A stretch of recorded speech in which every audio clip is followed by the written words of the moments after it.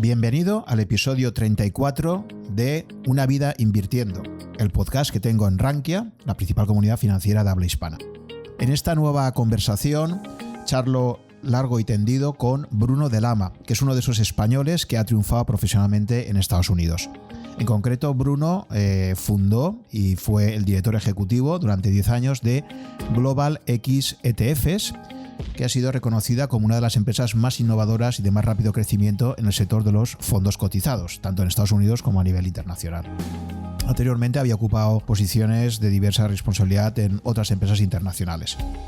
Creo que la experiencia de Bruno es enormemente interesante, tanto como nos cuenta en esta primera parte de la conversación, por cómo vivió la crisis de 2008 trabajando en Wall Street, como también lo que supone montar desde cero una empresa para crear ETFs, siendo precisamente alguien que llega desde fuera de esa industria. Por lo tanto, muchos aprendizajes interesantes que vamos a poder disfrutar en esta conversación, que he dividido en dos partes debido a su extensión. Así que ya sin más os dejo con la primera parte de mi conversación con Bruno. Espero que la disfrutéis. Hola Bruno, ¿qué tal? ¿Cómo estamos? Hola Juan, ¿cómo estás? Un placer estar contigo. Creo que te estás conectando desde California, ¿no? Sí, desde California. Estoy aquí en el norte de California, cerca de San Francisco, en el Silicon Valley. Uh-huh. Bueno, pues yo en primer lugar quería presentarte a la audiencia. Te conocí hace un par de meses en una videollamada. La verdad es que no tenía referencias tuyas previas. Nos puso en contacto un amigo común.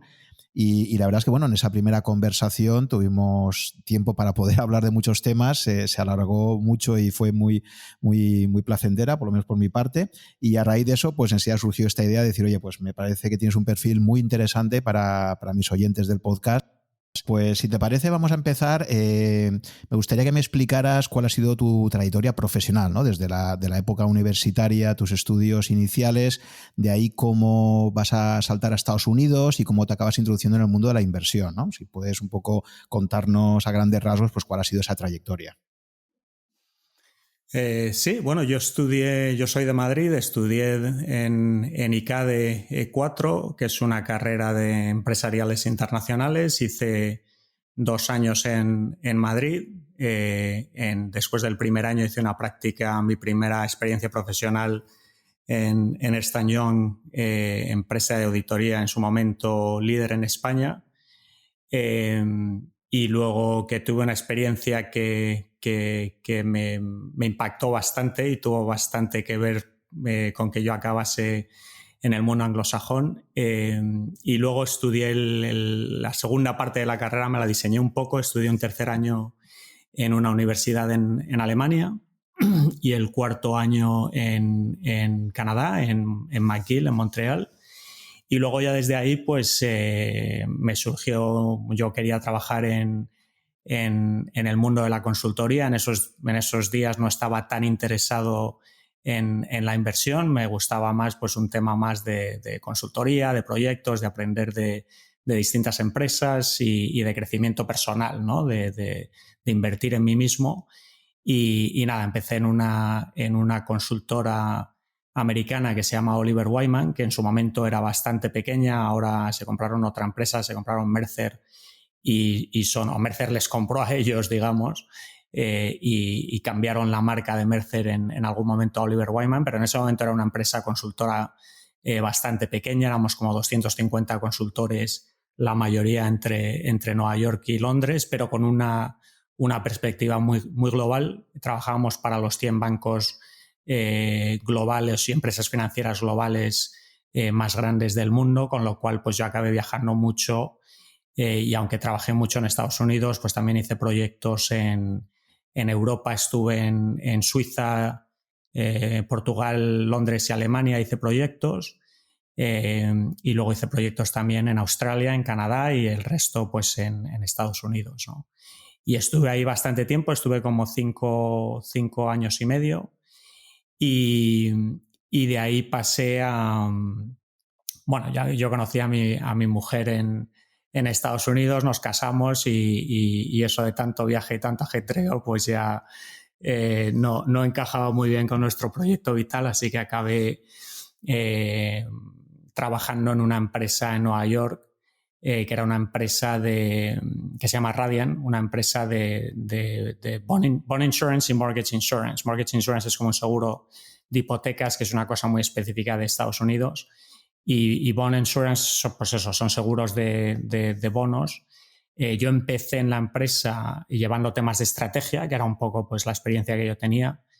Y mi jefe acabó cogiendo la posición de jefe de productos estructurados y me llevó con él a llevar las operaciones de ese grupo. Y la verdad es que fue algo que me encantó, porque yo hasta entonces pues todo lo que había hecho en mi carrera era pues pensar en empresas y qué hacían y cómo lo hacían y un poco pues diseñar estrategias de todo tipo de cosas, de cómo crecer o cómo hacer ventas cruzadas o cómo, ¿no? Pues todo tipo de preguntas estratégicas. Pero en realidad yo nunca hice nada, nunca era responsable de una cuenta de resultados y nunca era la persona que ejecutaba igual estas recomendaciones, ¿no? Y me encantó ser responsable de una cuenta de resultados, llevar un equipo, montar un equipo, desarrollarlo, crecerlo y pasar un poco de algo que es menos tangible igual en el mundo de la consultoría, algo súper tangible y que encima tienes una cuenta de resultados que vas marcando, oye, cómo te va, ¿no? Y llevando un equipo de gente más grande, ¿no? Los equipos de consultoría, yo digo que el consultor no sabe gestionar, porque al final lleva equipos de personas muy pequeños, muy estructurados, de gente que va un poco pues, a comerse el mundo y es gente muy fácil de gestionar, ¿no? Pero no es la gestión real del día a día de una empresa como yo la experimenté en ese momento. Y nos tocó la crisis financiera, del 2008 por todos lados, ¿no? Por el tema de las hipotecas en Estados Unidos, que fue, como recordarás, lo que empezó la crisis en Estados Unidos y luego mundialmente, y luego en el tema también de los productos estructurados, ¿no? Y dentro de ese contexto, a mi grupo entero lo cerramos, con lo cual yo acabé sin trabajo, ¿no? Y esos últimos meses, cuando ya pues era evidente, yo era un poco el last man standing, ¿no? Era el que tenía un poco que cerrar todo eso, llevando las operaciones. Y mientras tanto, pues con un amigo español, de hecho, José Carlos González, él en ese momento, pues eso, amigos de Nueva York, él llevaba una empresa, un broker dealer americano, pequeñito, y tenía muchos clientes latinoamericanos y a él se le ocurrió la idea de decir, oye, yo me gustaría lanzar un ETF para Colombia porque tengo clientes que utilizan productos estructurados que no son muy buenos y no son líquidos y son muy caros y yo creo que un ETF sería un producto mucho mejor para ellos. Y he llamado a iShares, que en ese momento pues la empresa de ETFs más grandes de Estados Unidos, en ese momento parte de Barclays Global Investors, para ver si lanzan un ETF de Colombia para mis clientes y me han dicho que no lo van a hacer, ¿no? Con lo cual yo sé que hay demanda y sé que el gran, digamos, proveedor del mercado no tiene interés, ¿no? Con lo cual, pues igual lo hago yo, ¿no? Y me pareció una idea muy buena, ¿no? Y obviamente, pues con un producto no te montas una empresa, pero empecé, pues ahí ya sí me puse un poco el gorro de estratégico mío de empezar a hacer un plan de negocio de, oye, aquí hay un negocio, este productito nos da una idea de una oportunidad más allá que existe, ¿no? Y montamos un plan de negocio para montar una empresa de inversión, una empresa de gestión de fondos, de ETFs específicamente, que era un mundo que yo no conocía. Vale, Bruno, si te parece, antes de entrar en tu aventura empresarial, me ha parecido muy interesante lo que has comentado. Claro, tú estabas en el epicentro de la famosa crisis del 2008, ese 15 de septiembre del 2008, cuando por sorpresa se anuncia la quiebra de Lehman Brothers, ¿no? Y la convulsión que supuso eso, ¿no? Entonces me gustaría, desde ese puesto privilegiado que tenías tú, que estabas ahí en el mismo centro el epicentro del terremoto, digamos, pues que comentaras un poquito más, ¿no? ¿Cómo viviste los prolegómenos de esa crisis? Porque además tú estabas tocando productos muy cercanos, ¿no? A los que estaban en el núcleo de esa explosión, ¿no? Digamos. Entonces sí que me gustaría que antes de entrar en lo que es tu proyecto empresarial, explicaras un poquito más ¿cuál fue tu experiencia y qué aprendizajes tuviste un poco pues, con lo que fueron los previos de la crisis? Porque esto empezó ya en el 2007 realmente, ¿no? Y cómo lo viviste en el plano personal y profesional, ¿no? Y de alguna forma eso cómo te pudo impactar y en el futuro tuyo profesional también lo tuviste muy en cuenta, ¿no? Porque creo que marca mucho las crisis siempre, ¿no? Sí, hombre, esa la viví, como tú dices, muy de cerca y marca muchísimo, ¿no? Marca muchísimo en todos los sentidos y si la vives muy de cerca, claramente a nivel de inversiones, pero casi a nivel vital también, ¿no? Fíjate, yo cuando empecé con esa empresa, pues todavía era un chaval relativamente joven, ¿no?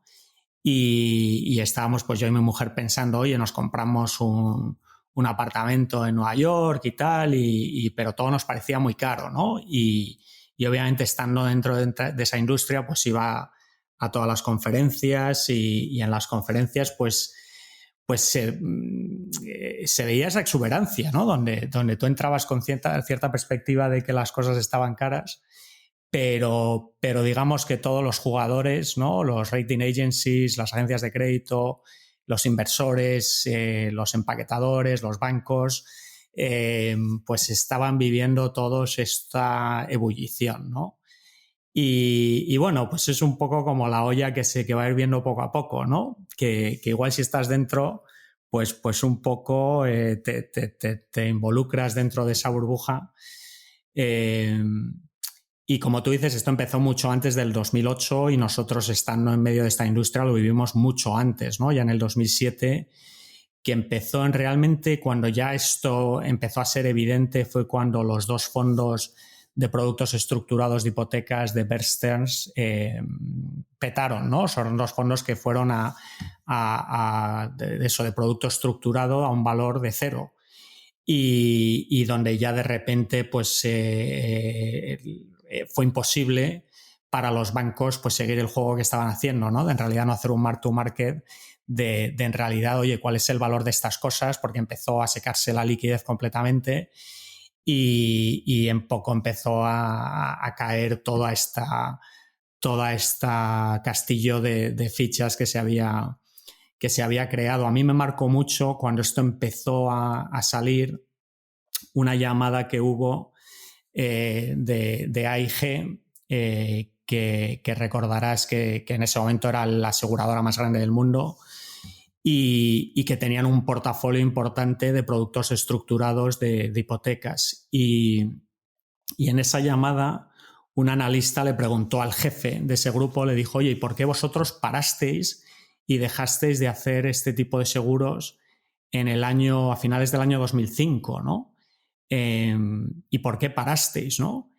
Y no fue, ¿no? ese grupo mismo, que en realidad pues, son los expertos los que se dieron cuenta de que aquí había un problema y pararon, ¿no? Digamos que eran un ejemplo de esos jugadores que están en medio de la ebullición y con unos incentivos muy cortoplacistas, ¿no? De que todo el mundo está ganando bonos muy grandes y ellos quieren su bono, sino que literalmente el CEO y fundador de AIG, Greenberg, que es todo un personaje, básicamente leyó un artículo en el Wall Street Journal sobre cómo estaban y dónde estaban los precios del inmobiliario y cogió el ascensor, bajó y le dijo al grupo que paraban de hacer negocio, ¿no? O sea, que te da un poco la perspectiva de algo que igual desde fuera empieza a ser bastante evidente, ¿no? Si ves ciertas métricas y ciertas valoraciones y ciertas cosas, pero cuando estás metido en la bullicie, ¿no? Pues todo el mundo sigue ahí.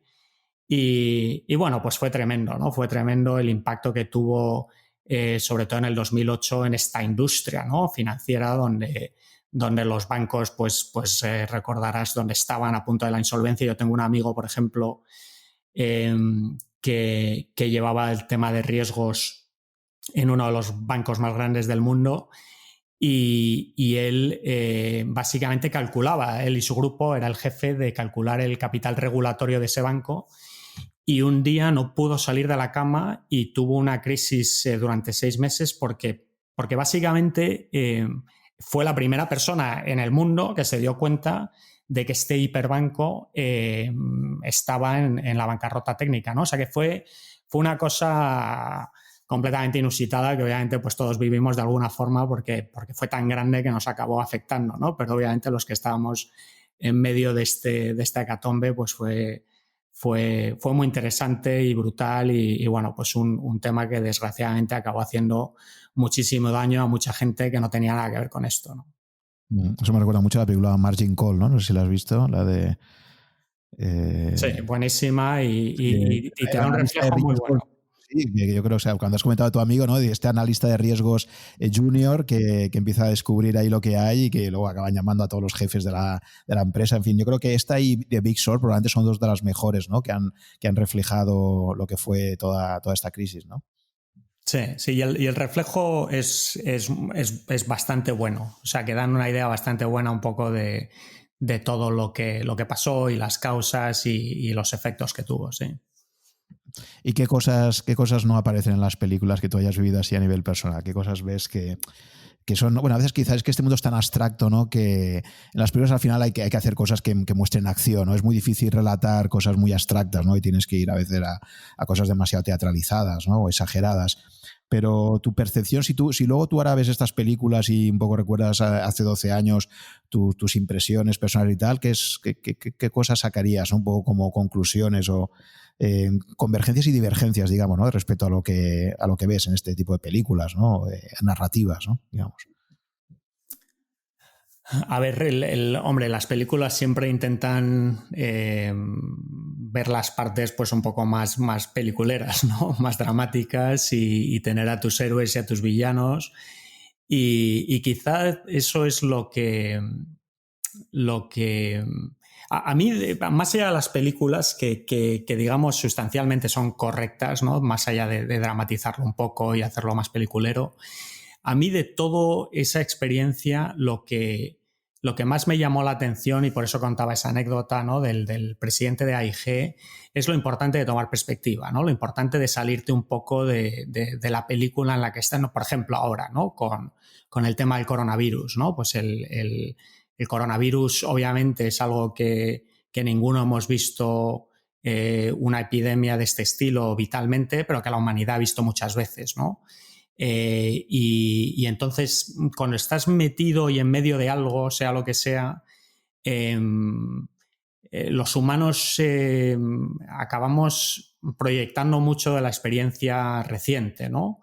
Y tenemos mucha dificultad en tomar una perspectiva mayor, ¿no? Igual que, por ejemplo, otro tipo de... Los humanos somos muy buenos pensando linealmente, pero somos muy malos pensando exponencialmente, ¿no? Por eso todo el tema ahora de la tecnología digital y de cómo lo que está pasando a nivel tecnológico ahora, que es brutal, no acabamos de entenderlo muy bien porque pensamos linealmente y no exponencialmente, ¿no? Y a mí para mí como experiencia vital mía es un poco esa necesidad un poco de abstraerse de las noticias diarias, de lo que está pasando en este último minuto, este último año, y ver las cosas pues con más perspectiva, ¿no? Y yo creo que vitalmente si yo como lección aprendida pues intento tomar decisiones pues con perspectiva, ¿no? Que obviamente a nivel humano y behavioral pues igual no es lo más fácil, pero yo creo que a mí personalmente es algo que yo creo que me ayuda mucho a la hora de decidir pues cosas muy básicas, oye, dónde vivo, dónde trabajo, qué hago, con quién me relaciono, ¿no? Y eso pues acaba teniendo un impacto brutal en la vida de todos nosotros. Uh-huh. Sí, la verdad es que lo de los sesgos supongo que eso también nos dará para hablar, ¿no? De los sesgos cognitivos que tenemos, ¿no? Ya has mencionado un par muy interesantes, ¿no? O sea, la lucha por la supervivencia del ser humano, desde luego, no ha exigido nunca visión de largo plazo porque eso no te garantizaba la supervivencia. Lo importante era saber qué iba a pasar en los siguientes 30 segundos, ¿no? El siguiente minuto, que es ese ruido que hay ahí y tal. Eso es lo que nos permitía sobrevivir y por eso estamos tan mal equipados, ¿no? Digamos, para enfrentarnos al largo plazo, ¿no? Y somos tan malos, como tú decías, en ver las cosas de forma exponencial, etcétera, ¿no? Sí. Yo creo también la tendencia que tenemos siempre a subestimar los riesgos, ¿no? Has mencionado AIG y yo ya he contado en algún otro podcast una experiencia también de primera mano que tuve con AIG, porque yo había contratado un seguro de vida como unos 12 años antes de la crisis, y precisamente recuerdo que la narrativa de la persona que me vendió ese seguro era la típica persona que te visitaba y te decía, hola, mira, estás empezando tu carrera profesional, pues deberías tener un seguro de vida a largo plazo, no sé qué y tal, ¿no? Y la narrativa de AIG, que en este caso en España era Alico, era como su subsidiaria, ¿no? Era, mira, este es el edificio central de AIG en Nueva York, es AAA, tiene la máxima calificación crediticia, es la aseguradora más grande del mundo, tenía toda la narrativa, ¿no?, de la seguridad que era invertir a 30 años, a 35 años con esa aseguradora, ¿no? Claro, pues AIG, recordemos que estuvo a punto de seguir el camino de Lehman Brothers y ahí sí que ya el gobierno americano intervino, se dio cuenta que lo del too big to fail, lo de ser demasiado grande para dejar quebrar, no lo habían aplicado en el caso de Lehman Brothers, se había montado la mundial y en el caso de AIG ya sí que intervinieron para impedir que quebrase también, ¿no? Pero yo porque estabas mencionando a AIG que ya en el 2015 paró, como tú decías, pero a pesar de ello, perdón, 2005, pero a pesar de ello, al final tuvo que ser rescatada, ¿no? Básicamente por el gobierno federal. Y entonces yo pensaba en aquel momento, si no interviene el gobierno de Estados Unidos para rescatarla, mi seguro privado directamente se volatiliza, ¿no? Y entonces, o sea, te han vendido como que es un producto súper seguro y te das cuenta de que realmente no hay nada seguro, ¿no? Sí, me surgen muchas cosas con este comentario.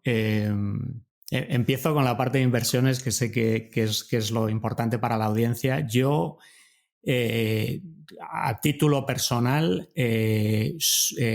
pienso muchísimo en seguros dentro de la cartera y hay que tener muchísimo cuidado con seguros, y a mí en general no me gustan porque los seguros sí que tienen esa característica bastante única, donde tienes el riesgo crediticio a un emisor, ¿no? de potencialmente lo que, según ciertos productos de pensiones y demás, puede ser una parte importantísima de tu cartera, ¿no? Sé que hay distintas legislaciones y que hay partes de ciertos seguros que pueden estar segregados de los liabilities generales de la aseguradora, pero bueno, seguros hay que tener mucho cuidado, y lo que tú decías, ese riesgo, yo creo que es un riesgo que no se debe asumir, ¿no? Más allá, volviendo al tema que tú decías de la crisis financiera y de AIG y de anécdotas que me preguntabas, yo, por ejemplo, tuve una anécdota en el edificio de Bloomberg en Nueva York, que estuve haciendo una entrevista. Saliendo de la entrevista, ya esto era en mi época cuando monté mi gestora, entré en hay como un ascensor común en la planta 4, donde todos los que entran y salen tienen que entrar por ese lobby, digamos, de la planta 4. Y entrando en el ascensor, bueno, estaba metido en el ascensor y de repente una persona mete la mano, según se están cerrando las puertas y tal, entra este señor, que yo le veía y digo, este tenía pinta de más de 80 años, pequeñito, frágil, muy mayor, ¿no? Una persona mayor. Pero le estaba mirando y digo, esta persona me suena y se abren las puertas abajo. No, y según estamos en el ascensor le digo, ¿es usted Mr. y era Han Greenberg, el fundador de AIG? Y justo estaba ahí en Bloomberg porque justo estaba haciendo una entrevista, no sé si te acuerdas de cuando pasó todo lo de AIG. Él luchó contra el gobierno porque él, básicamente su argumento es que el gobierno le robó a AIG y utilizó a AIG como un instrumento para salvar a los bancos y básicamente rescatar los contratos con los bancos y pasar dinero como por detrás a los bancos de una forma encubierta que no lo veía, obviamente, pues la población en general, y era una forma, pues, políticamente más fácil, ¿no? Y eso pues lo podemos analizar y tendrá más o menos verdad, pero bueno, ese era su argumento. Y la anécdota que te iba a contar es que yo le dije, oye, qué pena, ¿no?, lo que ha pasado con la empresa, y el señor, que estaba corriendo, estaba como andando, pero a toda velocidad, volviendo a la oficina, se para, me pone la mano en el hombro y me dice, no te preocupes, hijo, estoy volviendo a montarlo, ¿no? O sea, un señor que luego lo miré, tenía en ese momento como unos 85 años, y que se había quebrado lo que habían montado, que era la aseguradora más grande del mundo, y con 85 años el tío está intentando remontar a AIG, ¿no? A mí fue algo que me llamó mucho la atención, no sé, me marcó mucho también a la hora de volver a la empresa y pensar, ok, ¿qué estoy haciendo yo? ¿Y por qué lo estoy haciendo? ¿No? Y no sabía si era una cosa muy entrañable o muy triste, ¿no? Pero bueno, me llamó mucho la atención, la verdad, me marcó mucho el señor de 85 años, refundando su empresa. Estos emprendedores lo tienen en la sangre y que tienen que estar siempre, ¿no?, con ese proyecto nuevo que les mantenga vivos de alguna forma, ¿no? Totalmente. Y luego, de hecho, posteriormente, ¿sabes si llegó a hacer algún proyecto nuevo o...? Sí, pues él tenía, digamos, su family office, que es una empresa que se llama Civistar, y básicamente en su family office volvió a recontratar a todos sus altísimos ejecutivos y lo está montando y está haciendo, bueno, se está montando una súper aseguradora. Sí, sí, ahí está el tío, es increíble, la verdad. Es un tío muy curioso, es la primera empresa americana que tuvo licencia financiera para operar en China, operando en China desde hace muchísimo tiempo. Es una persona muy curiosa y bueno, pues hay una biografía suya muy interesante y muy recomendable. Es todo un personaje. Sí, sí, no, por lo que estoy viendo, de hecho, ahora tiene 95 años, nada menos. O sea que, claro, su hombre nació en el 25. Sí, sí. Maurice Hank Timber, ¿vale? O sea, y este hombre me dices que sigue estando ahí operativo con su propia family office y todo esto con 95 Bueno, años. ya no es lo que era un family office, ya no es un family office, es una super aseguradora que se está montando, ya te digo, un AIG número 2, increíble. Con 95 años, increíble, ¿no? Bueno, y entonces digamos que eso es lo que a ti fue uno de los toques que te dio ahí, ¿no? El destino para decir, Bruno, me tengo que pasar más a la parte emprendedora y menos a la parte de consultora, digamos, ¿no? Porque claro, ¿cómo haces tú ese viaje? Es decir, pasar de esto, eso es verdad que le pasa a muchos emprendedores, ¿no? Tienes como una parte de tu vida profesional más corporate, más gran empresa, estructura, proceso, y en algún momento dado de repente te entra la vena de decir, oye, ¿por qué no emprendo yo? ¿No? Porque no soy yo mi propio jefe y me meto en montar un proyecto desde cero, ¿no? Sí, a mí el tema de emprender siempre me gustó. Mi padre fue emprendedor y montó su propia empresa informática.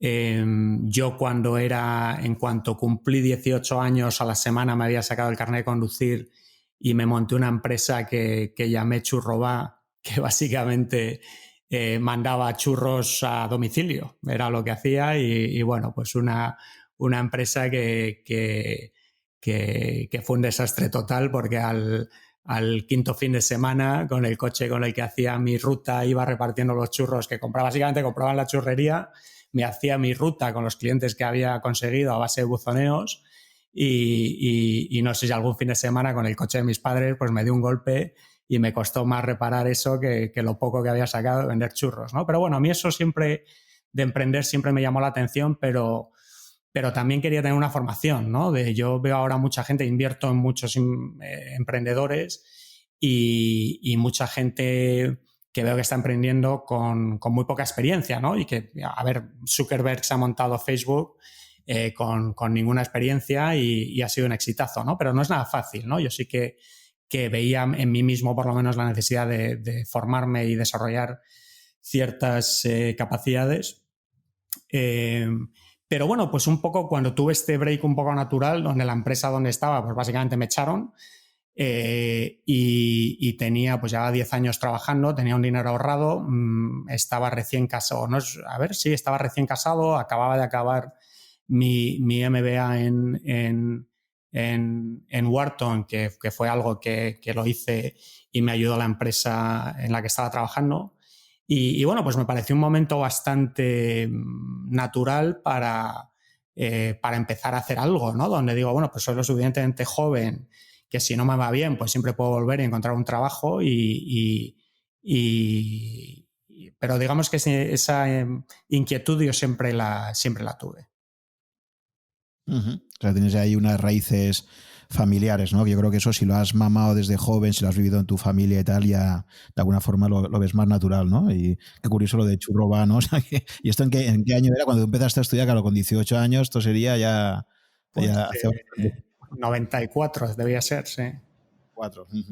Vale, entonces recuperas a raíz de la salida de la empresa en la que estabas, como consecuencia de la crisis, ¿no? De Radian Asset Assurance, es cuando estabas comentando que te planteas el montar el nuevo proyecto, ¿no? Que será este de Global X ETFs, ¿no?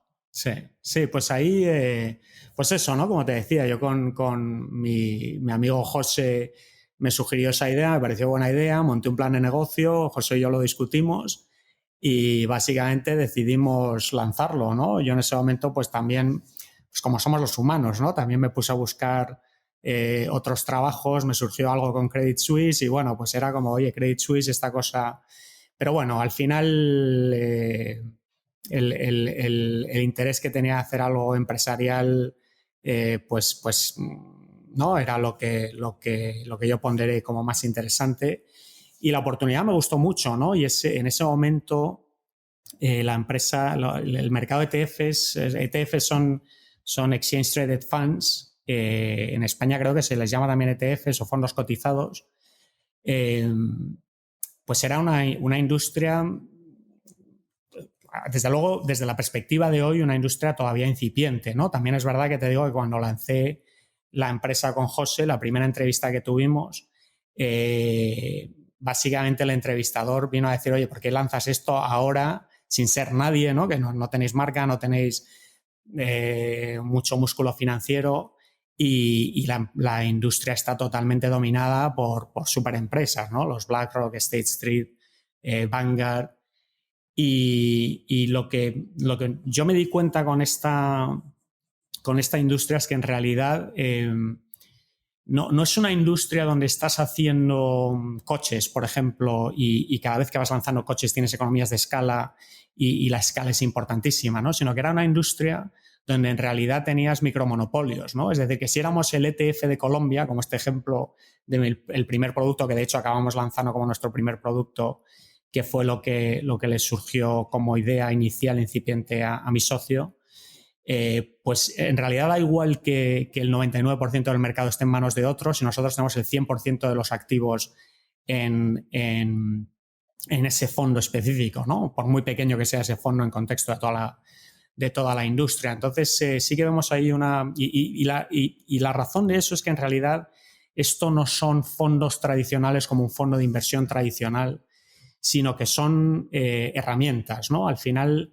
son herramientas donde lo que prima son dos cosas, son la liquidez y el coste, ¿no? Y que sea un producto de calidad y que esté bien estructurado, pero estos son todos fondos pasivos, fondos indiciados. En ese momento el 98% de la industria eran fondos pasivos y con lo cual no había que montarlos bien, conseguir activos y liquidez y en ese momento es muy difícil que un siguiente producto te desplace, por mucho que sean una superempresa con mucho músculo de marketing, porque al final tú eres el producto líquido y es como lo que aquí llaman como un market structure, ¿no? Es como si eres por ejemplo, un tipo de industria que es market structure sería un exchange, ¿no? El New York Stock Exchange. Es muy difícil, si tienes el contrato, por ejemplo, de futuros de Bitcoin más líquido del mundo, es muy difícil que otro tipo salga y saque un contrato, aunque sea más barato, que sea mejor que el tuyo, porque al final la gente va buscando la liquidez, ¿no? Con lo cual nosotros vimos esa oportunidad y nada, nos lanzamos, ¿no? Sí que es verdad que nos lanzamos yo dejé Radian en marzo del 2008 y bueno, pues es un proyecto que necesita cierto capital, ¿no? Y esperamos un poco a levantar capital, a tener la aprobación regulatoria del Securities and Exchange Commission, del SEC, que es el regulador para este tipo de productos de inversión en Estados Unidos, porque eso en su momento era un activo importante que tenía un valor. Pero bueno, conseguimos nuestra aprobación financiera justo en octubre del 2008, cuando Lehman quebró y empezó toda la película. Y bueno, pues en ese momento conseguir que un venture capital invirtiese en cualquier cosa era prácticamente misión imposible, ¿no? Estaban totalmente enfocados, involucrados en preservar la cartera, preservar las inversiones actuales y no hacer nada más, ¿no? Ese era el momento, pues como hablábamos antes, ¿no? Que se caía el mundo. Y bueno, pues en ese contexto lanzamos nuestra empresa sin conseguir capital de terceros y bueno, pues mi socio y yo tuvimos que tomar la decisión de oye, o esto lo quebramos o lo sacamos adelante con nuestro propio capital, donde invertimos todo lo que tenemos y aún así, pues una cosa que va a estar infracapitalizada e intentar sacar adelante. Y bueno, pues eso fue lo que hicimos, intentamos para sacar este proyecto adelante. Caray, o sea, vamos a ver, o sea, yo pensaba que la salida de Radian había sido ya a partir de Lehman Brothers, pero me estás diciendo que fue 6 meses antes, ¿no? En marzo, ¿no? O sea, que sea, que la cosa ya estaba mal y saliste de ahí y justo lanzáis en el momento en que explota todo, ¿no? Estáis en ese momento de convulsión extremo y tal, ¿no? La verdad es que así de entrada, si hubiera visto tu business plan en aquel momento, me habría parecido un poco de locos. La verdad es que eso, yendo contra competidores como BlackRock, State Street, Vanguard, que comentabas, ¿no? Los grandes, porque de hecho todo el mercado de ETFs está bastante concentrado, ¿no? Y una de las cosas que se suelen argumentar para que esté tan concentrado, pues es la lucha por las comisiones, ¿no? Como sabes, particularmente en el mundo de la indexación, la competencia que hay es tan feroz que ha llegado casi ya a, no sé si habrá algún producto donde incluso casi te pagan por contratarlo, ¿no? Ya parece de cachondeo, pero es tan importante conseguir masa crítica, sobre todo en los productos indexados, que las gestoras están dispuestas a lo que sea, ¿no? Para coger masa crítica y a partir de ahí imponer su producto en el mercado, ¿no? Entonces, claro, en esa lucha de titanes llegáis vosotros y decís, oye, creemos que hay hueco para poder crear ETFs temáticos, ¿no? O en este caso de países concretos, ¿no? O sea, visteis una oportunidad de mercado porque veíais que el mercado no cubría todas las temáticas que creíais que podían tener demanda y que vosotros ahí, que erais unos recién nacidos, podíais sobrevivir, pero ¿no os planteasteis que si el producto empezaba a coger tracción, iban a llegar los grandes y rápidamente lo iban a replicar y contra ellos iba a ser muy complicado competir en comisiones? Sí, sí, totalmente. Y tu percepción era compartida prácticamente con todo el mundo. Yo, por ejemplo, que acababa de acabar el máster en Wharton hacía, pues no sé si un año o 2 años, un año antes igual, me presenté nuestro business plan al Business Plan Competition de Wharton y no pasé ni la primera criba, ¿no? De, oye, esto no tiene ningún tipo de diferenciación, un mercado totalmente saturado, ¿no? ¿A dónde vais, no? A pesar de la crisis financiera en la que estábamos, pues oye, la realidad es que no conseguimos que nadie invirtiese en nosotros, ¿no? Fue 100% un tema contextual o cuánto tuvo que ver también con lo que planeábamos hacer, ¿no? Pero digamos que nuestra proposición era la siguiente, ¿no? Nosotros, las 3 preguntas que teníamos que contestarnos eran, oye, ¿lo podemos crear? ¿Podemos crear el producto? La segunda es si creamos el producto podemos atraer activos a ese producto. Y la tercera es la que tú planteas. Una vez que, si respondemos que sí a las 2 primeras, no teníamos ninguna duda de que íbamos a traer competencia una vez que probábamos ciertos productos de las grandes empresas en el sector, pero una vez que atraemos activos y lanza un competidor, nos podemos defender, ¿no? Y esa pregunta clave es la que te digo que habíamos estudiado mucho y que en realidad, efectivamente son este tipo de micro monopolios, ¿no? Y nuestra respuesta a las 3 es que sí. Luego, una vez que lanzamos el negocio y fuimos evolucionando, sí que nos dimos cuenta, y si quieres ahora te cuento un poco la evolución porque fue pues como toda nueva empresa, yo creo, ¿no? Lo pasamos muy mal y estuvimos a punto de no salir adelante, pero no por otro tipo de cosas, ¿no? Pero no sé qué te iba a contar, perdona, me he liado, pero seguimos con... No sé, pregúntame otra cosa y seguimos. Sí, no, era el tema de la competencia, que la tercera gran pregunta, o sea, era efectivamente, o sea, primero era decir, oye, ¿somos capaces de hacerlo y de conseguir que haya inversores que quieran traer su dinero a nuestro producto? Sí, pero es que incluso el problema que hay, porque sabes, por ejemplo, lo que hace ahora Amazon, ¿no? Que uno de los problemas que tienen los vendedores terceros en la plataforma de Amazon es que cuando un producto tiene una gran pegada, pues llega a su Amazon Basics, ¿no? Es decir, que rápidamente te estudian y dicen, vale, pues voy a lanzar, ¿no? O en una marca de supermercado sacar la marca blanca que vaya contra tu propio proveedor, ¿no? Cuando ves que ese producto tiene una atracción brutal. Entonces ahí efectivamente esas preguntas eran, vale, ¿seremos capaces de atraer clientes? Pero es que el problema es que incluso teniendo esa capacidad para conseguir los clientes, dices, vale, pero es que a lo mejor muero de éxito, porque en el momento en que demuestre que hay mucho interés por un ETF de Colombia, por ejemplo, por hablar del producto inicial que tú planteabas, ¿quién me dice a mí que no me van a llegar los grandes? Y bueno, si yo estoy cobrando X comisión, pues ellos me apliquen mucho menos, ¿no? Porque tienen esas economías de escala para poderlo hacer y aguantar pérdidas, cosa que probablemente yo no pueda, ¿no? Entonces, sí. ahí era donde, y el caso hipotético se dio, ¿no? O sea, nosotros efectivamente, como esperamos, lanzamos el Fondo de Colombia. El Fondo de Colombia trajo activos. iShares, que dijo que nunca iba a lanzar un Fondo de Colombia, cuando vio que nosotros levantamos activos, lanzó un Fondo de Colombia y no levantó activos, ¿no? Y a día de hoy, pues ya hace a lo mejor, pues yo qué sé, 12 años que lanzamos ese fondo y la mayoría de los activos en Colombia están en nuestro fondo y no en el de ICERS, ¿no? Y al final es por esa estructura que te digo del mercado, ¿no? Donde al final si ponte el primer fondo que se lanzó. El primer fondo que se lanzó es el S&P 500, el primer ETF, ¿no? Que no es el más barato, pero es el más grande y el más líquido, ¿no? ¿Y por qué es el más grande y el más líquido? Porque es que es el que tiene el volumen y la liquidez. Es decir, el coste de invertir en ETFs no es solamente el coste de la comisión de gestión, sino que también es el coste de entrada y salida. Al final tienes un bid-ask spread y tienes bloques, ¿no? De, oye, ¿cuánto quieres comprar, cuánto quieres salir y cómo es de fácil entrar y salir, ¿no? Con lo cual hay digamos que el hecho de que tu fondo va creciendo y tiene más activos y tiene más liquidez, eso en sí mismo hace al fondo mejor y dificulta mucho que un siguiente producto entre. Lo que te iba a decir que me estaba olvidando en ese contexto es que lo que sí que nos dimos cuenta que probó Vanguard es que efectivamente puede ser un second mover, ¿no? Lanzar el producto siguiente y triunfar, pero las condiciones que vimos como necesarias para que eso funcionase y que lo tenemos muy estudiado eran que necesitabas un mercado muy grande, y muy grande en Estados Unidos eso era básicamente más de 10.000 millones en activos o más dentro de un segmento de un mercado al que vas, y una diferencia de precio de la mitad.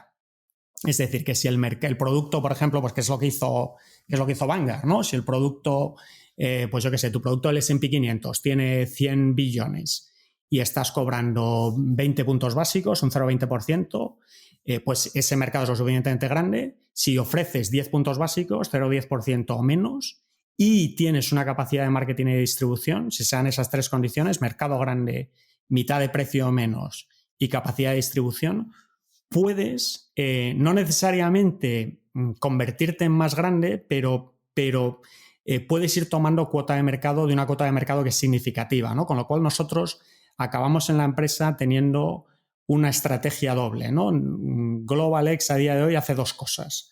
Yo ya no estoy en la empresa, pero vamos, lo que estábamos haciendo es lo que siguen haciendo.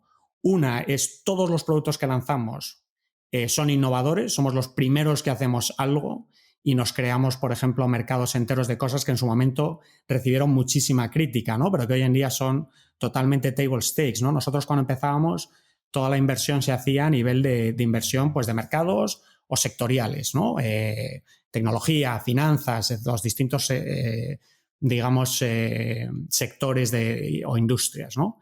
Y nosotros eso nos pareció como muy retrógrado, ¿no? Porque al final la televisión en su momento era tecnología, ¿no? Pero obviamente montar una televisión no es tecnología. Y nosotros acabamos lanzando fondos temáticos tecnológicos y lanzamos pues el fondo de robótica e inteligencia artificial, el fondo de tecnología financiera fintech, pues todo tipo de cosas muy innovadoras, ¿no? Pero la segunda cosa que hicimos fue la estrategia Vanguard, de decir, oye, hay ciertos mercados, por ejemplo, el mercado de preferentes, el mercado de MLPs, que son mercados de más de 10.000 millones, donde podemos ofrecer un producto a la mitad de coste de lo que se está ofreciendo y tenemos la capacidad de distribuir, ¿no? Y hoy en día, pues, ciertos de esos productos pues, son de los productos más grandes de la empresa. O sea que sí que no es totalmente ese micromonopolio, ¿no? Hay capacidad de competir y hay mucha competencia, pero que para competir hay que cumplir ciertos requisitos, y donde nosotros tenemos nuestros micromonopolios, esos requisitos es muy difícil competir contra nosotros porque no son mercados de más de 10.000 millones, etcétera, etcétera. Y donde competimos a precio, pues tiene otro tipo de características y otro tipo de estrategia. O sea que obviamente, como todo mercado, toda industria, pues todo tiene sus estrategias y conocer el mercado y ejecutar, ¿no? Uh-huh.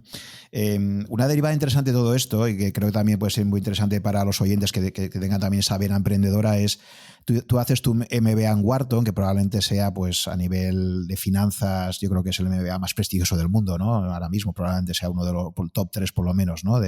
Pero fíjate lo que has dicho, que es tan interesante, ¿no? Y es que muchas veces la gente, yo creo que se pasa un poco de darle vueltas a las cosas, ¿no? De morir por análisis, ¿no? O sea, si te hubieras basado en los consejos que te daban y en pura racionalidad, probablemente no habrías lanzado el proyecto al final, ¿no? O sea, habrías visto más la botella medio vacía que medio llena, ¿no? Entonces, creo que es un buen ejemplo el tuyo de cómo, a pesar de tener una excelente base académica, de haber hecho tu MBA, etcétera, etcétera, al final hay ese punto siempre de de decir, oye, voy a lanzarme a esto, aunque la racionalidad a veces me pueda decir lo contrario, ¿no?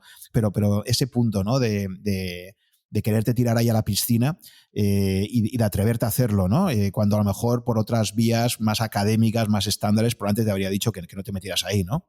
Sí. No sé, ¿cómo ves eso? Un poco, ¿cómo ves ese equilibrio entre la racionalidad del mundo académico, lo que aprendes en un MBA, y luego la parte empresarial y la parte siempre que hay de inevitable incertidumbre, ¿no? Y de... un poco has vivido esas dos partes, ¿no? Y porque hay gente que evidentemente se ha lanzado al mundo empresarial y no ha estudiado nada, ¿no? Básicamente un Steve Jobs que ni siquiera tenía el primero de la carrera terminado, ¿no? Pero en tu caso sí has tenido esa base académica y tienes la base empresarial, ¿no? ¿Cómo ves un poco eso, ¿no? Visto en retrospectiva.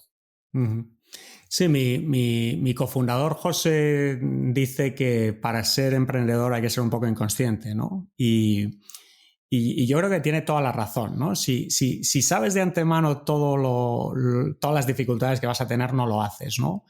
Y los emprendedores van sobre una curva, ¿no? Hay una curva donde, digamos, un axis es tiempo, el axis horizontal y el axis vertical es un poco, pues, cómo estás de ilusionado o cómo estás con dificultad respecto al proyecto y todo el mundo empieza con un proyecto nuevo con mucha ilusión y muy rápidamente de esa ilusión pasas por una época que tardas muy poco en llegar, que es súper difícil y una fase que puede ser pues de 1 año y puede ser de 20 años, ¿no? Y lo que veo mucho como mentor de emprendedores, como inversor en emprendedores, es que no hay suficiente consciencia, la gente no está suficientemente preparada sobre las dificultades que están asumiendo, ¿no? Se ve un poco... la visión de este emprendedor es como más romántica, mucho más romántica que la realidad. La realidad no tiene nada de romántica, la realidad es muy compleja y muy difícil y mucho sufrimiento, mucho trabajo, muchas dificultades. Y luego lo que sí que se ve por el otro lado, que en cierto modo alimenta esta visión romántica, es que el empresario que ha tenido éxito, que son la gran mayoría, estadísticamente sabemos que son 1 de cada 10, 1 de cada 20 que acaban teniendo éxito, parece que ese éxito ha sido lo que llaman un overnight success, ¿no? que de repente ha pasado, ¿no? Pero casi inevitablemente estos overnight success llevan 10 años, ¿no? Trabajando en ese éxito. O sea, que requiere mucho de ajustar el proyecto, de cambiar, de ir conociendo, ir ajustándose a las nuevas realidades, ir cambiando el modelo de negocio, ir teniendo mucha mano izquierda, o sea, requiere de muchas cosas, ¿no? Y bueno, pues la decisión vital es otra cosa, ¿no? Es decir, que, oye, yo recomendaría a la gente que hiciese esto, pues a ver, ¿cómo no voy a recomendarlo, ¿no? Porque por un lado, la experiencia mía, por lo menos personal, de crecimiento vital y de lo que he aprendido por ser emprendedor es algo que literalmente me ha cambiado la vida de una forma, yo creo que muy positiva, más allá de digamos, pues los rendimientos económicos que ha tenido, ¿no? Ya soy simplemente como un tema de crecimiento como persona y como humano. Ha sido una cosa que yo creo que no hubiese tenido ese crecimiento, hubiese sido muy difícil en otros contextos. Y luego, pues yo creo que es una gestión personal del riesgo, ¿no? De decir, oye, pues a ver, si esto funciona, ¿qué ocurre? Y si no funciona, ¿no? En la parte del riesgo, pues ¿qué ocurre, ¿no?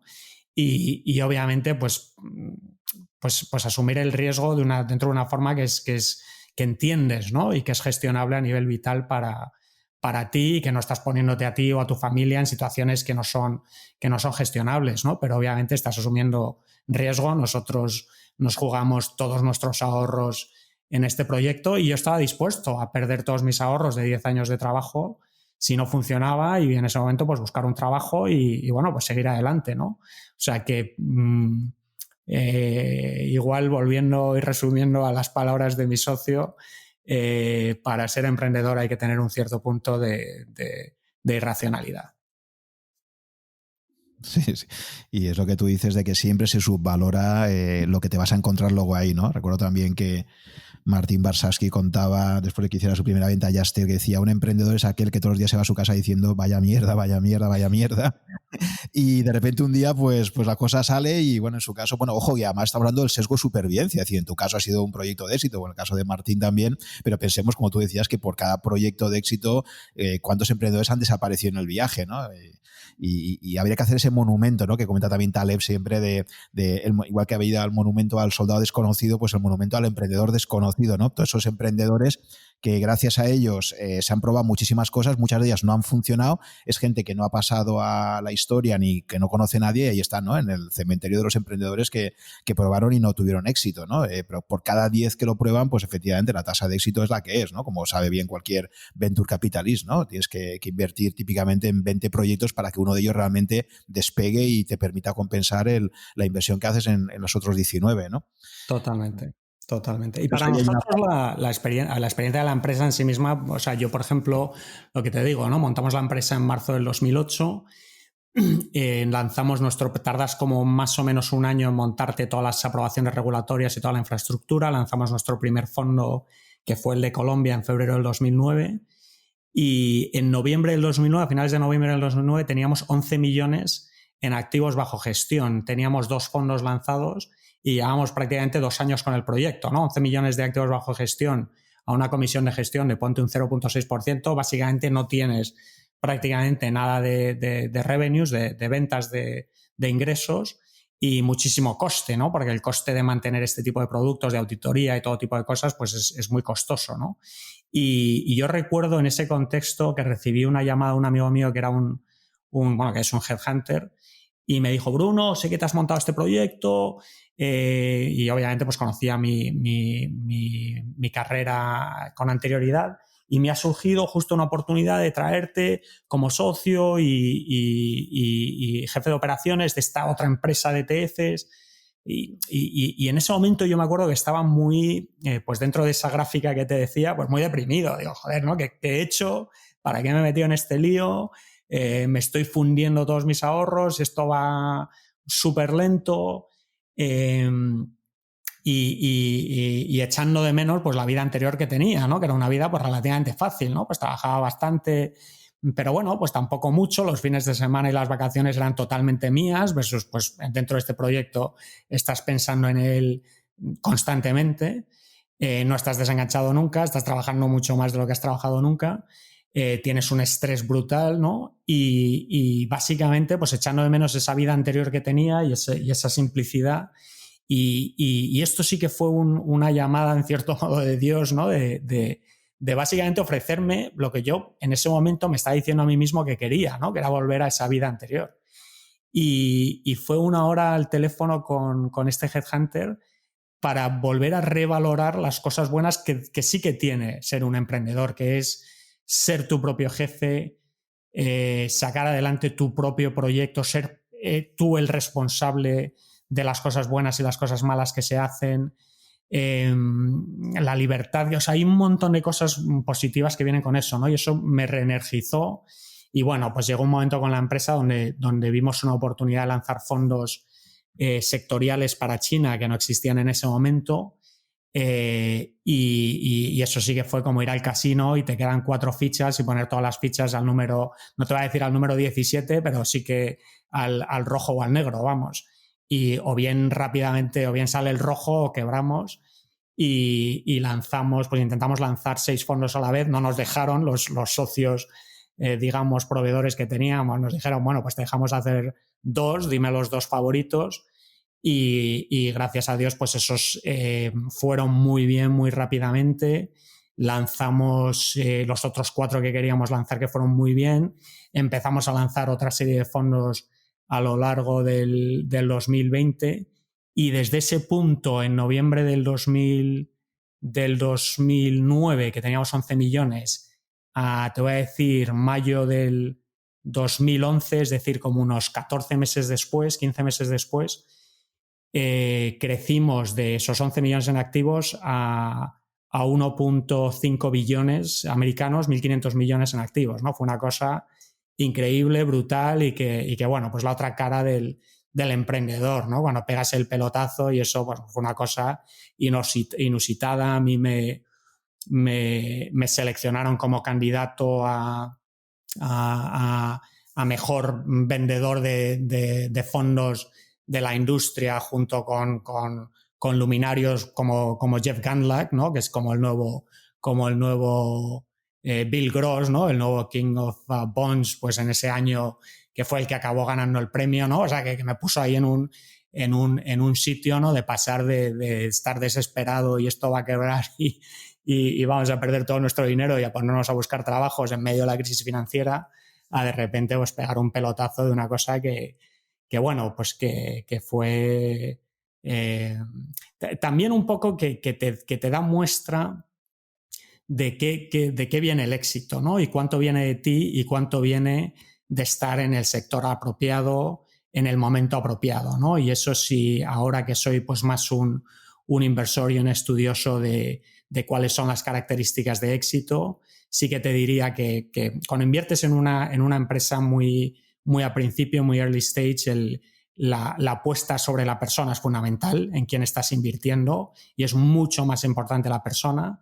La idea tiene prácticamente ningún valor, pero lo que sí que tiene muchísimo valor es la industria y el sector y el tiempo y en el momento en lo que lo estás haciendo. Si estás en un sector como el nuestro en ese momento, pues que estaba y que sigue creciendo a lo bestia, mientras que el sector tradicional de fondos de inversiones pues va para atrás, pues eso es muchísimo más fácil, ¿no? Con lo cual ¿no? Uno puede salir de este tipo de anécdota con mucho ego y pensando que es una persona súper excepcional, pero muchísimo tiene que ver obviamente con qué sector y en qué industria y en qué momento lo estás haciendo, y en ese sentido pues elegimos muy bien o tuvimos mucha suerte, ¿no? Pero eso fue una parte súper importante y fundamental de nuestro éxito.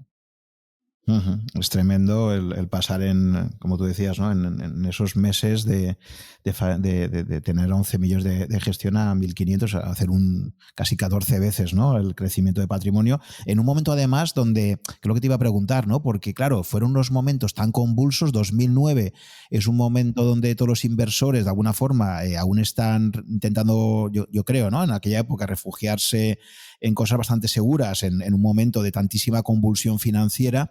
Y claro, pues te decía lo complicado que es intentar sacar producto nuevo en un momento donde el inversor básicamente dice, oye, no quiero complicaciones, quiero irme a cosas bastante tranquilas hasta que escampe la tormenta, ¿no? Sí que es cierto que en Estados Unidos probablemente fue rápida la recuperación, ¿no? Porque hay la intervención tan monumental de la Reserva Federal inyectando dinero masivamente, el famoso quantitative easing, etcétera, que se hizo mucho antes que en Europa. Probablemente eso permitió que el mercado empezase a recuperar bastante rápido, ¿no? Pero quería comentarte un poco eso, ¿no? ¿Cómo viviste esa época y si es verdad que el mercado se dio la vuelta rápidamente, ¿no? O sea, si hubo ese apetito para poder querer comprar productos nuevos como los que vosotros planteabais en un momento donde aún se estaba viviendo las secuelas de la crisis del 2008. Sí, al final la crisis del 2000, lo primero es que nuestro primer producto lo lanzamos en febrero del 2009, ¿no? Que para el Fondo de Colombia y prácticamente la bolsa americana fue casi el momento más bajo de valoraciones, ¿no? Ya a mediados del 2009 empezó a subir todo mucho, ¿no? Con lo cual, para empezar, a nivel de rendimientos de nuestros fondos, pues el timing en ese sentido fue muy bueno, ¿no? Y luego a nivel de flujos sí que es verdad que los flujos fueron muy defensivos, ¿no? De mucho dinero pues a cash y cosas muy defensivas porque había muchísimo miedo, ¿no? Pero los flujos que hubo fueron sobre todo a ETFs, es decir, la crisis del 2008 fue muy negativa para fondos de inversión, pero muy positiva para ETFs, y fue un mercado también que en ese momento, y lo sigue habiendo hasta cierto punto, pero mucho menos ahora, pero había mucho criticismo de ETFs, de cuánto dinero llevan, del riesgo sistemático que están creando al mercado, sobre todo para los fondos de renta variable, ¿no? De fixed income. Y esos fondos lo hicieron muy bien durante la crisis financiera, no hubo ningún problema de liquidez, ningún problema de precios, y como que validó mucho a la industria, ¿no? O sea que en ese contexto, a nosotros, tanto a nivel de timing de rendimientos, pero también hasta a nivel de flujos, pues el timing fue bastante bueno, ¿no? Y en realidad, pues a nosotros los flujos en realidad pues no entraron en el 2009. Ya te digo que acabamos el 2009 prácticamente con esos 11 millones y luego ya en diciembre del 2009 para adelante durante todo el 2010, pues ya fue donde de verdad nos entraron muchísimos flujos y ya digamos, el mercado estaba mucho más recuperado a nivel tanto de precios como de flujos, ¿no? O sea que el timing, en cierto modo, no fue malo en ese contexto, y luego fue muy bueno para conseguir talento, ¿no? Porque la crisis final, pues digamos, toda la banca y toda la industria financiera en general estaba en una situación muy difícil, ¿no? Por eso Barclays acabó vendiendo ICES a BlackRock, a una empresa de asset management que estaba en mucha mejor posición, ¿no? Y entonces, pues eso nos permitió conseguir y atraer a gente súper valiosa, ¿no? Que en otros contextos, pues es muy complicado, ¿no? Hay gente que está dispuesta a venir a trabajar con nosotros porque les atraía mucho el proyecto, les atraía mucho la gente que teníamos, pero también porque en las industrias y empresas tradicionales donde estaban ellos, era una situación y un contexto muy, muy negativo y muy difícil y ¿no? Donde pues para nosotros era un poco un aire fresco, ¿no? Poder trabajar en una empresa y en un contexto como el nuestro. Y bueno, pues al final el dicho de que hay muchas de las empresas que surgen de este tipo de crisis, pues en mi caso literalmente fue así, porque posiblemente si no me hubiesen echado de mi trabajo por la crisis, no sé si hubiese tenido la valentía de dejarlo. Ya dentro del contexto de estar fuera, pues oye, sí que valoré que prefería esa aventura emprendedora y obviamente pues oportunidades de poder atraer a nuestra empresa gente muy buena dentro de ese tipo de oportunidades de talento que hubo dentro de la crisis, ¿no? O sea que nosotros, más allá de no poder levantar capital, que eso claramente nos afectó negativamente en su momento, pero que luego a posteriori, pues obviamente, pues nos vino muy bien, ¿no? Porque la empresa pues era al 100% de la empresa mía y de mi socio y de nuestros, la gente, nuestro equipo, ¿no? Y con total libertad de hacer las cosas como nosotros queríamos y sin ninguna necesidad de un inversor de capital riesgo metido con un plazo de salir o gente metida en el consejo que igual no veía las cosas como las veíamos nosotros. O sea que eso, aunque en su momento pues obviamente no era lo que queríamos, pues nos acabó saliendo también bien. Y ahí está ese componente de timing inevitable que decías, y que esto me recuerda a la conversación que tuve con Martín Caviedes, precisamente, donde él decía que todos los inversores, los business angels y los venture capitals que invirtieron en 2010 y 2011, en España por lo menos, pues claro, han sido los mejores años, ¿no? Las mejores añadas, porque claro, es ese momento donde te pilla todas las valoraciones por los suelos, donde, como tú dices, hay muchísimo talento disponible, etcétera. Entonces era un momento muy bueno para iniciar proyectos, ¿no? Entonces, efectivamente, en esa parte sí que cogiste ese viento a favor, ¿no? En un momento muy favorable. Totalmente, sí. Vale, y a partir de ahí, Bruno, explícame un poco cuál es la evolución de la compañía desde que tenéis ese éxito, ¿no? Tenéis esa capacidad, esa apuesta que haces in extremis por esos fondos sectoriales en China. A partir de ahí empecéis a crecer vuestro volumen de patrimonio gestionado, pero también decías que te habías encontrado con muchos problemas en el camino, ¿no? Lo que es construir una empresa, ¿no? Entonces, si puedes contarme un poco cuáles son un poco tus principales aprendizajes, ¿no? De ese periodo que va desde el 2009 hasta el 2018, que es cuando vendéis la compañía, pues un poco cuáles serían tus principales aprendizajes en general, ¿no? En lo que es gestionar una compañía, un equipo de personas, etcétera, ¿no? Sí, igual empiezo a nivel más de contexto de la empresa específico y luego igual entro en aprendizajes, ¿no? Pero de contexto, una ventaja que teníamos es que nosotros éramos outsiders a esta empresa, a esta industria de asset management y específicamente de ETFs, ¿no? Ninguno, ni mi socio ni yo, teníamos contexto, ni conocimiento, ni experiencia en esta industria. Y lo cual me generaba cierto complejo, ¿no? En cierto modo, de leerlo todo, de aprender de todos. Pero eso nos trajo también una ventaja, porque muchos de los CEOs de empresas de ETFs venían de la industria de fondos de inversión, de la industria pues tradicional, ¿no? Y acababan aplicando muchos pues formas de trabajar y formas de hacer y formas de vender de esa industria a un sector que en realidad tiene muchas diferencias, ¿no? Y que es muy distinto. Y nosotros, pues el 100% de las cosas que hacíamos las hacíamos porque las validábamos y tenían sentido, ¿no? Y entonces sí que tardamos bastante tiempo con un crecimiento orgánico donde básicamente pues el 100% de los rendimientos que generábamos de la empresa, que rápidamente, como estábamos muy infracapitalizados, teníamos muy poca infraestructura, pues con ese crecimiento de que hablábamos de 11 millones a 1.5 billion, pues nos convertimos en rentables muy rápidamente, lo reinvertíamos todo y crecíamos, pero no crecíamos aunque crecimos mucho, no invertíamos muy rápido, teníamos mucha paciencia a la hora de contratar y sobre todo estábamos intentando entender y validar cómo montar la distribución, ¿no? Yo creo que acabamos montando y creándonos una distribución muy diferenciada dentro de la industria, con mucha importancia del marketing, donde esta industria está muy centrada en ventas y mucho más institucional, y nosotros estábamos vimos mucha oportunidad con una venta directa al cliente retail que tiene su cuenta de broker directamente en un e-trade de turno y demás. Y bueno, pues que hicimos muchas cosas muy innovadoras, no solo a la hora de desarrollar producto, que creamos básicamente lo que ahora es un poco la industria de inversión temática en temas temáticos, y hay muchísimas empresas pues, que nos han copiado y lanzando productos de ese sentido, pero seguimos siendo posiblemente la empresa más grande a nivel de productos de temáticos. Pero tardamos bastante tiempo hasta que realmente tuvimos la confianza de decir, esta es la estructura y este es el sistema de distribución. Al final éramos una empresa de manufacturing, ¿no? De crear fondos y de distribución de fondos, ¿no? Y obviamente pues de la gestión, que es un tema más técnico que hay que hacer bien, ¿no? Constantemente.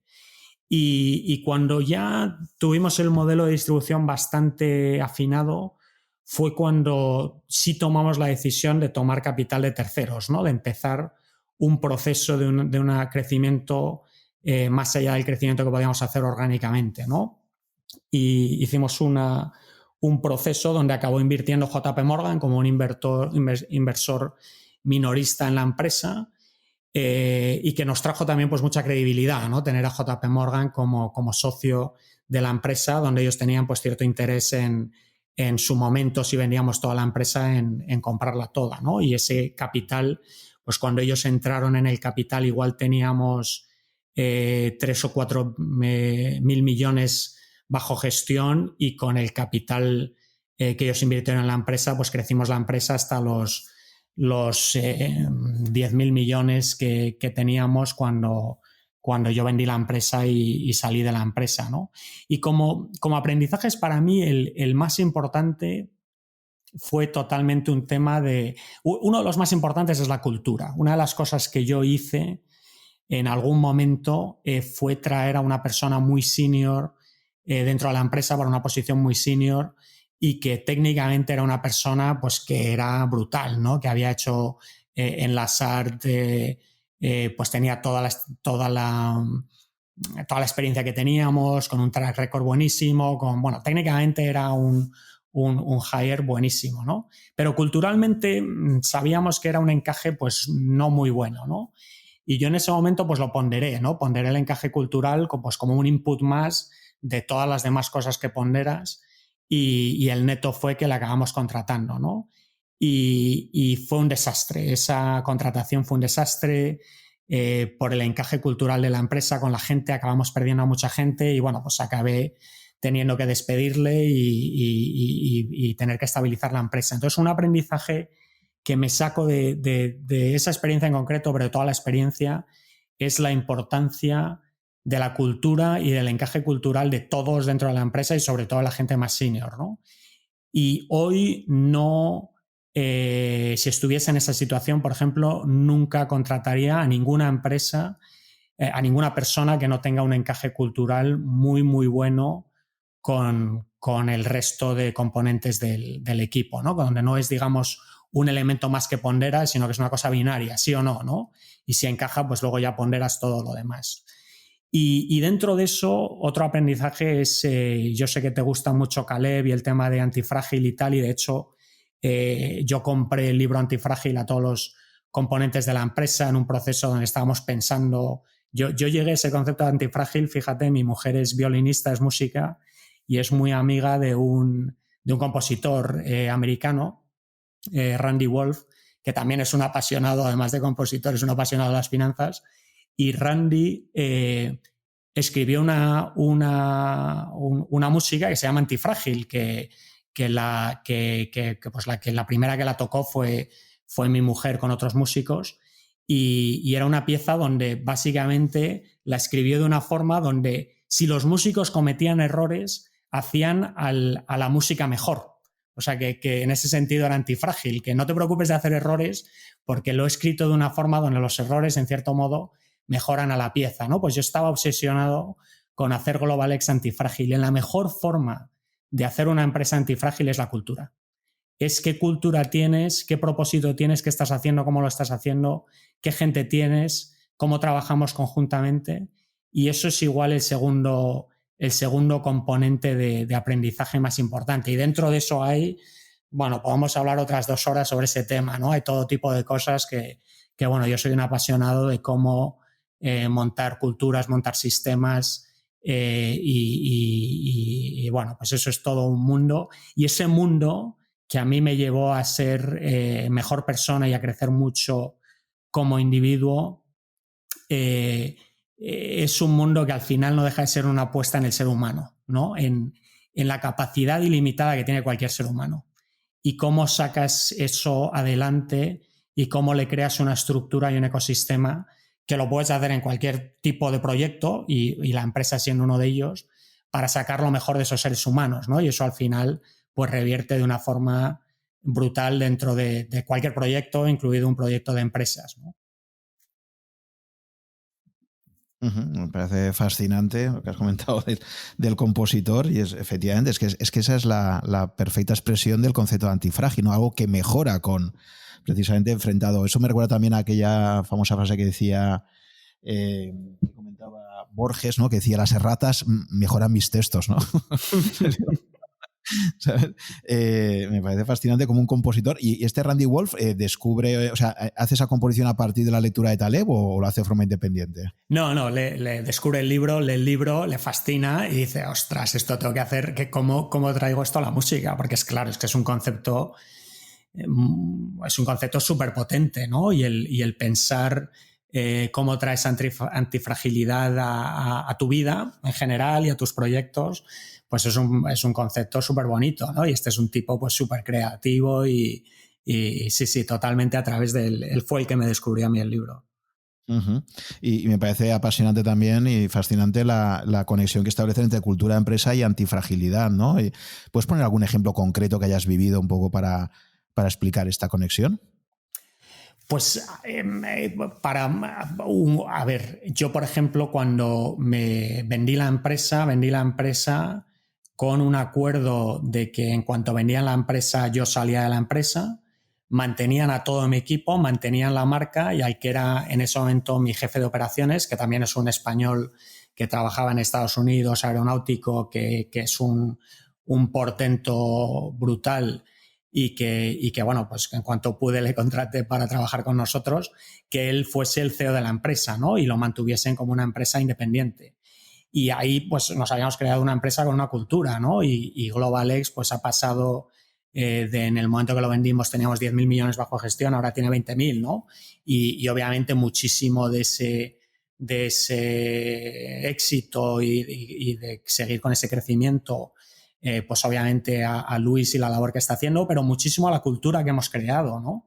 Y esa antifragilidad de un proceso que en realidad puede hacer mucho daño a una empresa, un proceso de venta donde además sale los 2 fundadores, yo y mi socio, los 2 salimos y hay una transición de poder y hay un comprador nuevo y donde esa cultura yo creo que ha tenido mucho que ver con esa antifragilidad de superar, no solo superar, sino salir de ese proceso y de ese momento con mucha fuerza, ¿no? Pero bueno, todo tipo de ejemplos y de momentos, ¿no? Dentro de la empresa de pues dificultades, ¿no? Que te enfrentas y al final, por ejemplo, un ejemplo de antifragilidad dentro de la cultura que es evidente es no puedes tener una cultura de mando donde te matan al general y de repente las tropas no saben qué hacer, ¿no? Con lo cual, ¿qué tienes que hacer? Oye, tienes que delegar y tienes que tener gente empoderada y gente con capacidad de poder de decisión y con confianza dentro de ese poder de decisión. O sea, hay todo tipo de cosas de cómo vas creando esa antifragilidad y bueno, pues mil ejemplos, ¿no? Pero yo creo que el mejor ejemplo pues es ver cómo este ecosistema que hemos creado, más allá del super equipo de personas que tiene y de gestor que tiene, pues yo creo que esa cultura que tiene que va a seguir llevando a esta empresa a tener muchísimo éxito, mucho más allá de yo, que estoy completamente desconectado y que bueno, pues que vuela por sí misma, ¿no? Pero bueno, otro ejemplo que te puedo dar totalmente desconectado de ese, uno de los proyectos vitales en los que yo estoy ahora y me estoy metiendo muy para adelante, pero sin meterme en el proyecto, simplemente el ejemplo, yo me he metido en una empresa en España con un fundador español que se llama Arbor, Nicolás, que es el fundador, que es un tipo, uno de los cofundadores, un tipo brutal con el resto de fundadores del equipo, y donde hemos, con mi ayuda y con la ayuda del resto de cofundadores, hemos creado una cultura en este proyecto brutal, ¿no? Nos ha tocado el coronavirus, hemos tenido que reducir plantilla y reducir costes, que ha sido un proceso, pues para lo que estamos haciendo, muy difícil para todos nosotros, y gracias a esa cultura que hemos tenido, pues la empresa lo ha hecho súper bien durante todo este tiempo del coronavirus, y culturalmente la gente, tanto que desgraciadamente no ha podido seguir con el proyecto como los que han seguido, muy enganchada, muy positiva, con muchas cosas positivas y totalmente volcados con el proyecto. O sea, hacer ese tipo de cosas que para cualquier empresa que sea frágil la rompe, pues yo creo que esa cultura que hemos creado es la razón más importante y fundamental por la que no solo, en cierto modo, hemos sido antifrágil, no solo lo hemos sobrevivido y no nos hemos roto, sino que igual hemos salido de este proceso más fuertes, ¿no? Que es lo que es un sistema antifrágil. Uh-huh. Esa conexión de la antifragilidad con la descentralización radical me parece súper interesante. De hecho, no sé si conoces, me imagino que sí, hay un autor que ha inspirado a muchísima gente, que es Ricardo Sembler, que es este empresario brasileño que heredó la empresa de su padre, una empresa industrial. Imagínate, ¿no? Lo digo porque mucha gente habla, no, es que yo aplicar estas innovaciones en mi empresa lo veo difícil con la cultura que hay en España. Por ejemplo, pues fíjate que esto se hizo en Brasil, ¿no? Y publicó varios libros sobre, en inglés era Maverick, traducido en español creo que ha sido Radical, ha sido una empresa sorprendente, y aquí Ricardo Sendler contaba cómo básicamente él había montado una empresa donde él se fuera 2 meses al año de viaje, desconectaba totalmente de todo y decía, mira, esta empresa tiene que ser capaz de funcionar sin estar el CEO presente durante 2 meses. Uh-huh. No quiero saber nada, ¿no? Y bueno, y es una empresa que aplicó un montón de innovaciones desde, bueno, al final acababan incluso fijando los salarios internamente los propios equipos de trabajo, una cosa tremenda, y que, bueno, a partir de ahí surgió literatura. No sé si lo conoces, si habías leído alguno de sus libros o... No lo conozco, pero totalmente alineado con ese tipo de digamos, de tácticas y de procesos para eso, para al final crear organismos más fuertes, ¿no? Tiene todo el sentido del mundo. Y es, fíjate, yo me aventuraría a decir, ¿no? Cuando nosotros vemos a la humanidad y miramos para atrás y dices, joder, qué brutos cómo éramos, cómo podíamos tener esclavos, o cómo podíamos, joder, tratar a la mujer de esta forma que no podían ni votar ni hacer nada, ¿no? O cómo podíamos tratar a los homosexuales, pues de este tipo de forma, ¿no? Y con contexto y madurez, pues ves esas cosas del pasado y dices, joder, ¿cómo es posible, no? Pues yo creo que cuando miremos dentro de 100 años a la humanidad vamos a decir, joder, qué brutos éramos, cómo tratábamos a la gente en la empresa, de la forma en la que les tratábamos, ¿no? A los empleados y estas formas de organizar, que son formas... Toda la organización de la empresa viene de sistemas militares. Todo, incluso la terminología que se utiliza, las formas de organización que se utilizan, son todos heredadas de sistemas militares. Y están absolutamente desfasados. Y es una pena, porque en realidad la gente, la persona que entra dentro, y sobre todo cuanto mayor empresa y más la vieja escuela, te decía que una de las razones por las que yo acabé trabajando en el extranjero fue por esta experiencia que yo tuve trabajando en Ernst & Young, donde estaba haciendo básicamente una fusión de una base de datos con unas cartas que teníamos que mandar, una circularización para confirmar balances de los bancos que estábamos auditando, y una cosa que hacíamos 2 veces al año, y yo pues era el intern, ¿no? El tío, pues el último de la fila, que obviamente pues es el que le tocaba imprimir estas cartas y doblarlas y meterlas en sobres, ¿no? Pero después de 3 días haciendo esto, que encima estábamos en la misma habitación con el resto del equipo, con lo cual pues no podías charlar ni nada, ¿no? Estás ahí callado, doblando y metiendo cartas. Y pues claro, con la cabeza aquí rodando, digo, ostras, tío, pero si aquí, claro, te estoy hablando del año, pues yo qué sé, 95 o algo así, ¿no?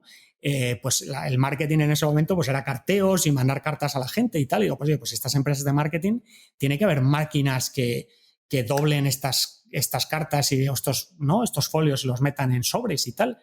¿Y cuánto costará? Porque nosotros, claro, tenemos el 70% de la cuota de mercado y tantos bancos 2 veces al año. ¿Cuántas cartas mandamos? ¿Cuánto costará la máquina? tal, cómo se amortiza, no sé qué. Y total, a la hora de la comer, al jefe del proyecto le digo, oye, no voy a decir su nombre, pero me acuerdo de su nombre, digo, ¿por qué no? Yo creo que igual hay máquinas para hacer esto. Y dice, sí, claro que hay máquinas. Y dice, oye, pues ¿qué te parece cuando acabe el proyecto que haga un análisis rápido de ver cuánto cuesta la máquina y cuántas horas utilizamos de gente dentro de la empresa para hacer este tipo de cosas y ver si nos merece la pena? Y dice, no, Bruno, no hace ni falta que analices eso. Sí, claro que merece la pena. Y claro, yo tengo las manos aquí dobladas, digo, cortadas y con sangre de doblar las cartas y tal. Y yo, pero bueno, tío, entonces dice, no, es que esto nos viene muy bien para esta gente que sale de los másteres de aquí, de por acá, que se cree que son Dios y tal, y para bajarles los humos, ¿no? Y a ver, igual era no tenía nada que ver con la política de la empresa, era el comentario de esta persona para quitarme a mí de en medio, ¿no? Pero el mero hecho de que se pudiese decir eso dentro de una empresa americana, en España, puntera dentro de su sector, yo tomé la decisión, digo, yo creo que la cultura empresarial en el mundo anglosajón, en Inglaterra, en Estados Unidos, yo creo que esto se va a permitir menos y que confiar en la gente y apostar en la gente y que la gente al final haga cosas que ayuden a la empresa a tener más rendimiento y desarrollar sus ideas, yo creo que están más abiertos a eso y es totalmente verdad. Y lo sé porque he trabajado pues, en muchos países, ¿no? Pero en general, incluso una gran empresa americana a nivel cultural, como tratamos a los empleados, es muy retrógrada, o así lo vamos a considerar dentro de 100 años. Yo creo que vamos a tener una revolución cultural de cómo se trata a las personas dentro de las empresas y el tipo de culturas. Y bueno, lo estamos empezando a ver en Silicon Valley, pero como tú dices, en Silicon Valley o en empresas industriales en Brasil, ¿no? Es un proceso que va a ocurrir y que es inevitable, porque el tipo de empresas que hacen eso y que son antifrágiles, pues obviamente son las que van a no solo sobrevivir, sino que lo van a hacer mejor, ¿no? Y por un tema pues puramente biológico de subsistencia y evolución es lo que va a ocurrir. Uh-huh. Fíjate que muy interesante, comentabas antes también efectivamente cómo la inspiración en los sistemas militares, ¿no? Aplicados a la gestión de empresas. Y hay otro libro, curiosamente, que tampoco no sé si conoces, me imagino que esté menos porque es menos conocido, que en inglés, está hecho por un capitán de un submarino nuclear americano, que cuando se incorpora a ese submarino era el peor de la flota, tenía la peor performance y él introduce un sistema de gestión que para ser el ejército pues es completamente revolucionario, que es un sistema de delegación total de control y bueno, consiguió unos resultados espectaculares, ¿no? De hecho, luego escribió un libro que en inglés se llamó Turn the Ship Around y que en español se ha traducido como Cambia el barco de rumbo, un tal David Marquet. Y ya te digo, es justo, lo he dicho porque cuando me has mencionado esto de copiar sistemas militares, como incluso en el ejército, en este caso del ejército de Estados Unidos, el empezar a aplicar metodologías de delegación, de toma de decisiones, incluso en algo, fíjate, como un submarino, ¿no? Un sitio ahí que estás en un lugar tan restringido y donde parece que si no aplicas un mecanismo claro de jerarquía puedes tener problemas, pues lo acaba aplicando un sistema súper descentralizado y tiene un éxito enorme, ¿no? Y ya incluso voy a escribir este libro, no sé si lo conocías. No lo conozco y me lo he apuntado porque me lo voy a leer. Me parece una historia fascinante de un poco validar este tipo de cosas, absolutamente. Me lo voy a leer, interesantísimo. Sí, yo lo descubrí porque los de Basecamp, no sé si los conoces, que son los creadores de Ruby on Rails y bueno, que tienen el producto de Basecamp, pues precisamente lo mencionaban. Ellos están muy, muy obsesionados con todos estos temas y es la típica empresa pues que todos teletrabajan y tal, ¿no? Y bueno, hablaban mucho de Semler como inspiración para ellos y luego más recientemente hablaron de este capitán, ¿no? De submarino nuclear, ¿no? Ah. Hombre, para mí, perdona Juan que te he interrumpido, una cosa que iba a comentar que a mí me parece brutal de toda esta pandemia, de obviamente cosas súper negativas de todo lo que ha ocurrido, pero una cosa que yo creo que es muy positiva, que ha forzado a todas las empresas, es que de repente una gran mayoría, para muchas empresas de los empleados, han trabajado en remoto. Y que es algo que, a ver, tú pregúntame a una empresa tradicional española que de repente dice a sus 10.000 empleados, oye, podéis trabajar todos desde casa en remoto, ¿no? O sea, impensable, ¿no? Y de repente eso ocurre y la gente responde, ¿no? Y sé que hay mucho movimiento ahora de, oye, pero hay que traer la gente de vuelta y esto y lo otro, pero para mí, o sea, con lo mal que has tratado a las personas, esto es mi opinión personal, en general, o sea, viene una super generalización y afortunadamente hay excepciones, ¿no?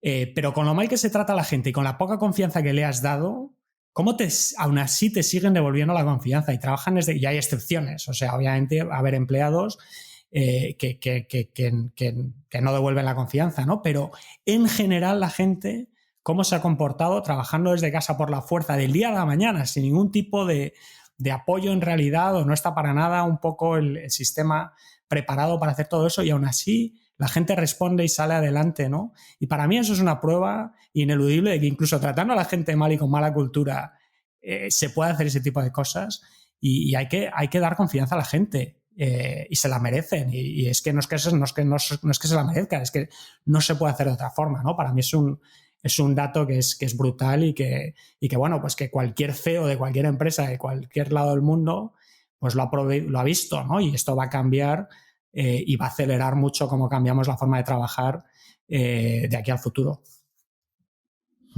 Totalmente de acuerdo. Y por cerrar esta parte de descentralización también, quizás otro caso que también veo espectacular de esto, cómo se ha aplicado y que está un poco en una categoría diferente al resto de criptomonedas, es precisamente el propio nacimiento de Bitcoin, que justo ayer, que fue 3 de enero, se celebra su 12 cumpleaños, ¿no? Y cómo yo creo que en el caso de Bitcoin la clave ha sido, y eso no lo ha hecho prácticamente ningún otro proyecto que yo sepa de criptomonedas, la clave ha sido que el propio Satoshi Nakamoto desaparece, ¿no? O sea, lo lanza, está un tiempo ahí, pero luego precisamente parte del éxito, que era clave, era decir, oye, chicos, esto ahí está, yo me retiro, no quiero tener ningún tipo de protagonismo, y esto tiene que ser una red que vaya creciendo, pero donde no haya ningún grupo que lo esté liderando claro, con unos intereses creados, etcétera, ¿no?